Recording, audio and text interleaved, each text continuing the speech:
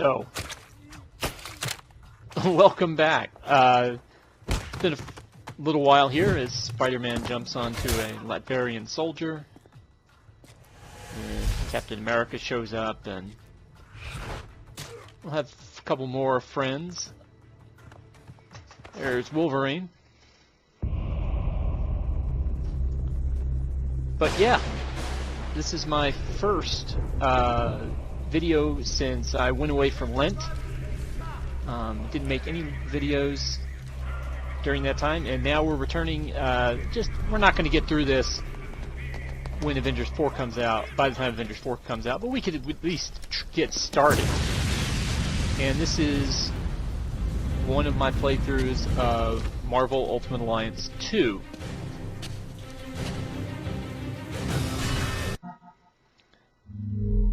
And you can see we've had this big, crash in here with the team. At this point, even though we've unlocked a bunch of heroes, and you can see the Nick Fury character unlocked back there. Take these chumps out. So you know that I've beaten the game at least once. This is probably a legendary. This is a legendary run, I believe. And a lot of things are different between this and Marvel Ultimate Alliance first game. First off, you can see that Iron Man's costume is a little different. It looks more like the movie Iron Man suit than it probably does to the suit that was... Certainly looks different than the suit that was used in the first thing. You can see in that Iron Man suit, as we're looking at Spider-Man here, and I'm kind of messing with... you can see where I've put skills from the previous playthrough. You can see on Iron Man's chest, the arc reactor is very much like the Mark VI armor from Iron Man 2, a movie that was in production when this game came out. This game, unlike the previous game, actually reflects some MCU influence. Very tiny bit. I mean, basically, the only two MCU movies that had come out before this game came out were Iron Man and The Incredible Hulk.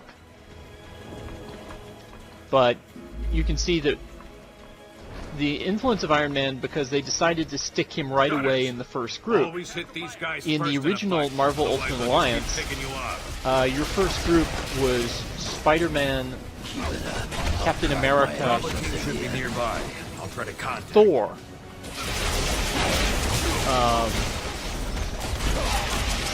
and Wolverine. So again, you're kind of reflecting who's popular at the time. This game's storyline goes back to the comics from around 2005, 2006, the Marvel Comics event Secret War, describing Nick Fury's invasion of Latveria, which is what we're doing right now. We are invading Latveria. Now, in the storyline, Nick Fury did this the very stealthy way. He brainwashed the heroes who went, so they didn't really remember going, and he also gave them really neat alternate costumes for only that one event. And the costumes are so unique that I don't even know, since I've never read that particular comic, I don't even know what any of them are, with the exception of Spider-Man, whose costume from this story gets used as a possible costume in Shattered Dimensions, and therefore a possible costume in Edge of Time. It's also a possible costume in the PS4 Spider-Man release from last year.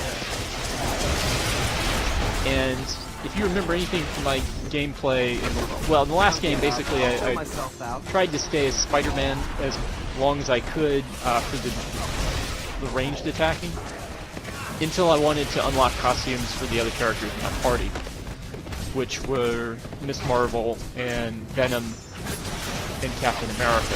Here, I'm taking advantage of the fact that they give us Iron Man right away, and his ranged attacking capabilities. But, you know, the different characters, once again, sort of have different, you have different powers they can call on. Iron Man, more of a ranged fighter. Spider-Man, kind of the same. But Captain America, a more up-close guy. And Wolverine, certainly so. Wolverine's particularly useful in this game because of his healing factor, because I think for most casual fans who might simply be trying to just power their way through the game,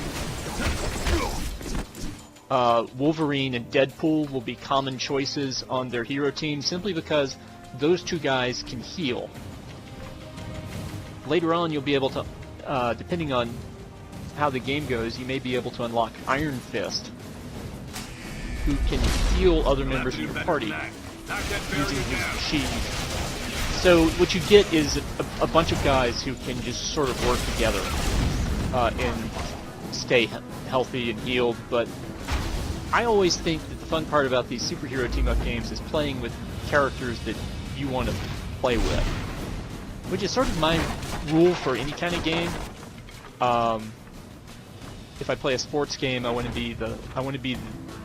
prefer to be a team I care about, even if it's not a particularly good team. Like, if I had NBA 2K, I would definitely be playing as the Charlotte Hornets. I don't think, given the fact that playoffs are going on right now and the Hornets are nowhere to be found in those playoffs, gives you kind of an idea. So,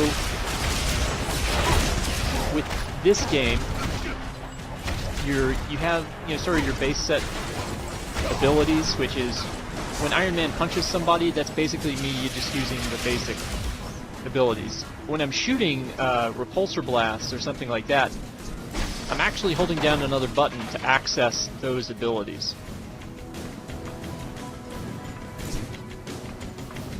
And everything is like in the first game. There are a lot of destructibles that can give you stuff.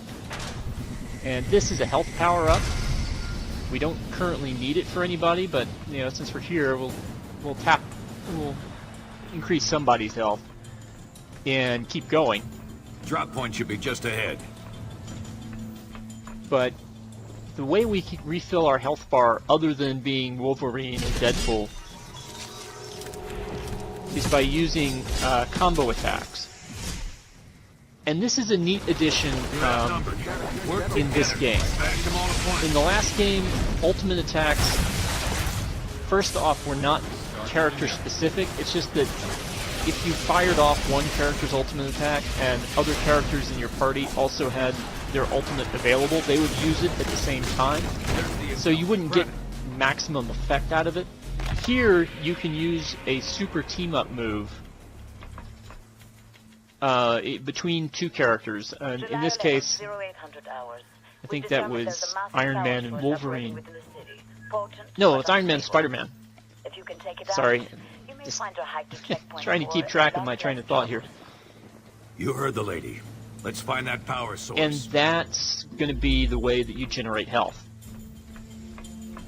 If you kill enough guys in those things, another health thing will drop, and you'll be able to access it. So, looking at our characters here, you can see that Nick Fury is following along, and it's white Nick Fury.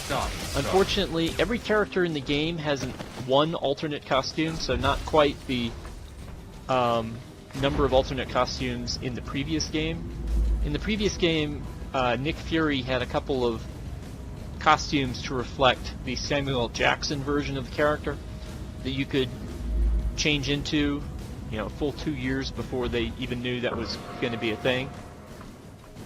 This game, which came out after the first Iron Man movie, does not give you that option. The only Nick Fury you can play with is actually the cybernetically modified one, which we'll talk about later on. Widow was right. Something screwy with the power eater. But you've got the basic Amazing Spider-Man costume here. His alternate costume is the Iron Spider suit. which is appropriate enough because when we get out of this storyline in the game, we're going to move into the real meat of the game, which is the Civil War storyline from 2006. Make the so-called heroes pay for this insult! Iron Man's alternate costume is the sort of 60s Iron Man look. Wolverine's ultimate costume is something of a... I don't know if it's his... I wouldn't say it's his ultimate costume. I don't know that particularly. It's more of a Hugh Jackman-looking kind of look. Come back. Over. You know, he doesn't wear the cowl. He's got like a jacket and stuff, I think. It's been a while. And Cap has a sort of World War II era Cap look, which unfortunately I kind of miss his ultimate look,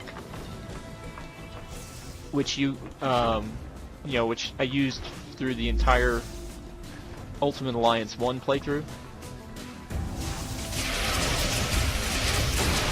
Because I'm not real big on the sort of chainmail mesh or whatever he's got draped over his shoulders, and never been too crazy about the wings. I really like the way they handle Captain America's costume in the Marvel movies. So here's our second opportunity to try to use a special move. This one between Iron Man and Wolverine. So there are different types of those special moves. The two that I've used so far, the one between Iron Man and Spider-Man, the one here between Iron Man and Wolverine, those are clearance fusions. They're designed to take out a large number of characters at once. There's other types of fusions too. There's guided fusions, which are kind of more tactical. They're more concentrated. We'll get to a point where we use one. And then there are the targeted fusions, which are best against boss characters or big opponents. Sorry, that's gonna leave a bruise. And the thing is you just have to keep trying new characters and new combinations to figure out who has which fusion attacks. See, right now I really don't want to do anything other than clearance fusions because there's not really any need to, and we're getting hit by numbers, hordes of enemies, not a single or a couple of big enemies. The electricity source is a church. That's going to change relatively quick here. Let's talk about the power of prayer. Let's check it out. Because so now see, the game is telling us how to do some of these things. So it's explaining targeted fusions, and it's explaining targeted fusions for a very good reason. Because we're at this church, and we can't go anywhere other than inside this church. Things are kind of blocked off from us. Now, one of the cool things, well, not cool, these games were not bug-free. So one of the bugs that can develop here is Electro, who is just waiting for us inside the church, can actually come out of the church and attack us at this point.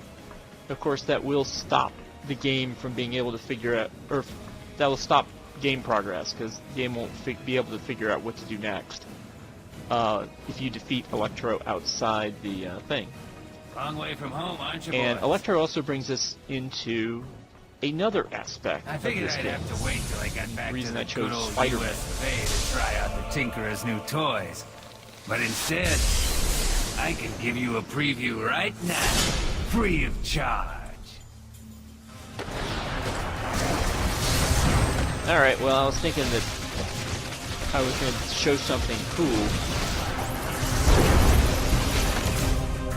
But there are conversations that characters can have in this game, just like they could in the previous game, and there are special conversations between particular groups of characters. And so the reason I chose Spider-Man is because I thought that there might be a conversation between him and Electro, since he and Electro are old foes. Keep your eye on the floor, boys. Okay, we've beaten him down the first time, so Now we're going to use this targeted fusion, sort of fastball special between Spider-Man and Wolverine, to knock Electro down here. Now we're going to do the same with... Nope, we're not going to do it with Cap. Okay, I think I was trying to aim for doing it with Cap, because there is a thing that says it gives you credit for doing the sort of all capable fusion attacks with each different character. Cap is the only guy we haven't had over here yet.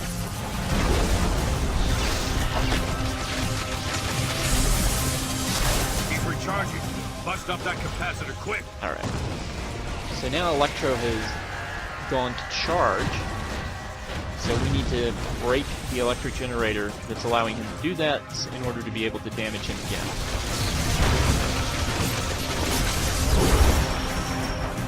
And I'm just standing back and letting the other three kind of do the pounding work. And just using Spider-Man's web abilities from distance. I guess I could have done the same thing with Iron Man, but again, Electro is the Spider-Man villain.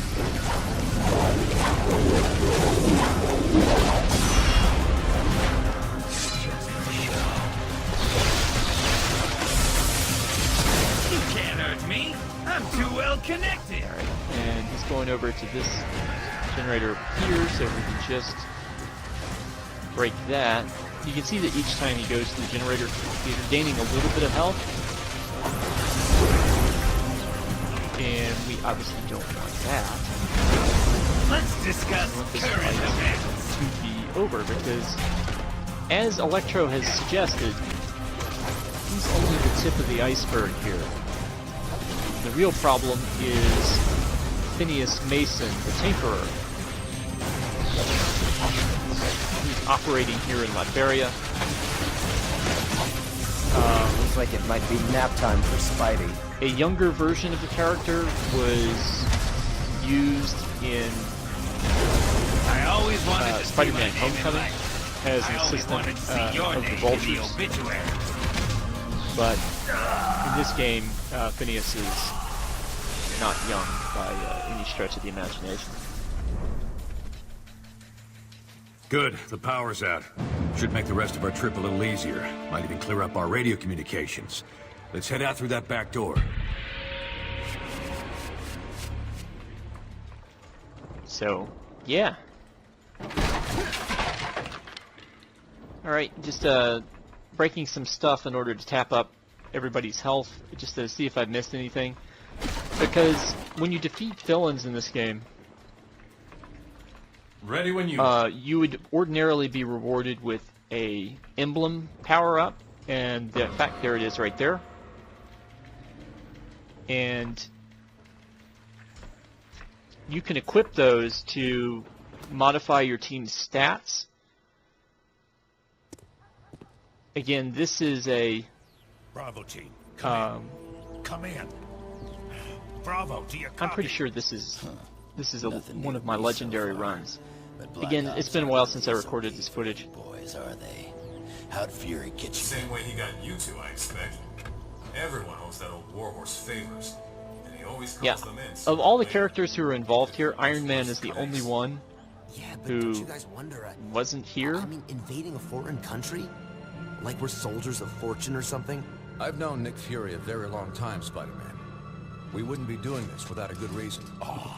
Wringing your little hands over the poor Latvians. And Secret War was sort of a way of previewing the team known as the New Avengers before ongoing investigations into that group was officially launched, because a bunch of guys who Fury pulled into this high-tech armor were getting their materials from an underground figure, Phineas Mason, would become New aka Avengers. the Tinkerer. But what we didn't realize until recently is that the Tinkerer himself is being supported by someone outside the country, specifically Lucia von Bardas, elected Prime Minister of Latveria. As you know, the link to a foreign power makes this, by definition, international terrorism. The evidence is right here, sir. We're under attack. Trust me, they've earned what's coming to them.